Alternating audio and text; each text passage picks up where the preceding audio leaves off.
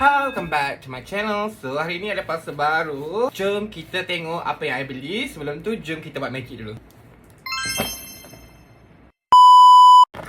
So I beli lagi You Found Me. Hari tu kan I dah buat unboxing kan, and then I dapat Frankie Peanut, this one. Dan I dah cakap kan, I manifest for the ghostie, and I'm going to put the ghostie on the screen. So this is ghostie. I really love her. She's really cute, guys. I really want it so bad. Jadi I beli sekali lagi. Hopefully I akan dapat ghostie. Dan macam biasa, ini adalah option that you might get. Sebenarnya I nak dua ghostie dan satu lagi I want one.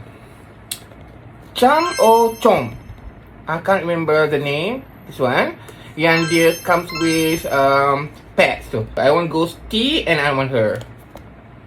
Jadi without further ado, jom kita buka. I'm going to close my eyes.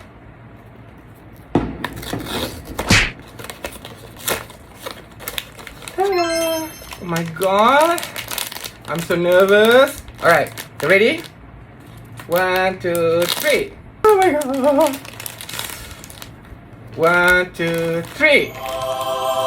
Which one did I got? Is it ghostie? 1, 2, 3.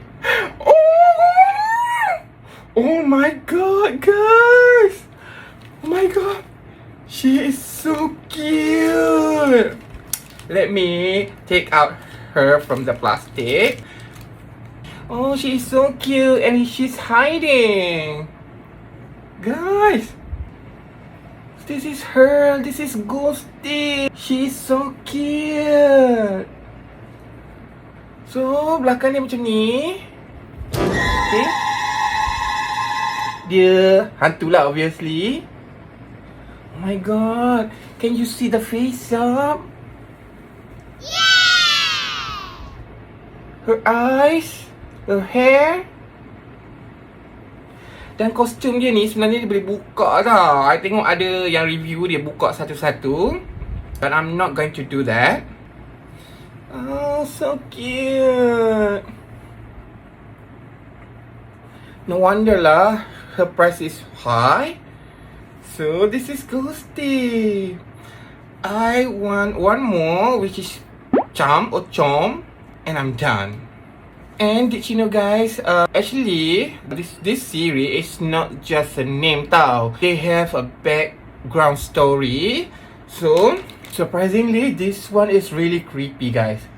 Cerita dia di sebalik karakter ni, this one is really creepy. Kalau you tengok kat mulut dia ni, she's eating something tau. So you google lah dia punya background story. And ini pun ada background story juga.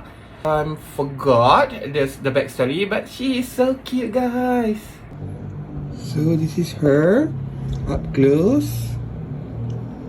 Her eyes is really stunning. Love it. And the face up, oh my god. So she has something here. Oh, cute. I love them both. So this is her card. You found me.